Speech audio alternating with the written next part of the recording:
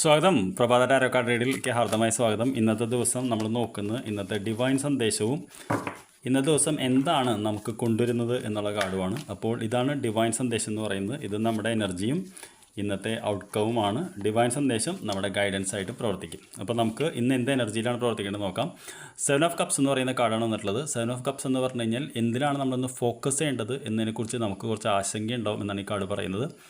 ഒരുപാട് കാര്യങ്ങളും ഒരുപാട് അവസരങ്ങളും ഒരുപാട് മോഹങ്ങളും വരാൻ സാധ്യതയുണ്ട്. ഇതിലേത് ചൂസ് ചെയ്യണമെന്ന് പറഞ്ഞിട്ടുള്ള ഒരു ഫോക്കസിൻ്റെ പ്രശ്നമാണ് ഇന്ന് വരാൻ സാധ്യത എന്ന കാർഡാണ് വന്നിട്ടുള്ളത്. അപ്പോൾ തീർച്ചയായിട്ടും ഇന്ന് കാര്യങ്ങൾ ചൂസ് ചെയ്യുമ്പോൾ കെയർഫുള്ളായിട്ട് ചൂസ് ചെയ്യണം എന്നുള്ളതാണ്.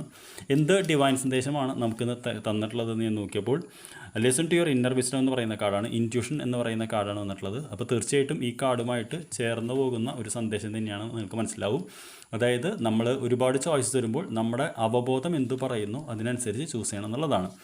എന്ത് ഔട്ട്കമാണോ എന്ന് നമുക്ക് പ്രതീക്ഷിക്കാമെന്ന് ചോദിച്ചപ്പോൾ എയ്സ് ഓഫ് കപ്സ് എന്ന് പറയുന്ന ഔട്ട്കമാണ് വരുന്നത്. എയ്സ് ഓഫ് കപ്സ് എന്ന് പറഞ്ഞു കഴിഞ്ഞാൽ ആത്മീയതയ്ക്കുള്ളൊരു വഴി, അല്ലെങ്കിൽ പുതിയൊരു സ്നേഹം, അല്ലെങ്കിൽ നമ്മൾ ആഗ്രഹിച്ചിരുന്ന ഒരു നമുക്കൊരു റിപ്ലൈ പോസിറ്റീവായിട്ട് വരും എന്നുള്ളത് തന്നെയാണ്. എയ്സ് ഓഫ് കപ്സ് എന്ന് പറയുന്നത് തീർച്ചയായിട്ടും ഒരു തുടക്കം ആണ് വരുന്നത്. അതൊരു വളരെ പോസിറ്റീവായിട്ടുള്ള ഔട്ട്കമാണ്.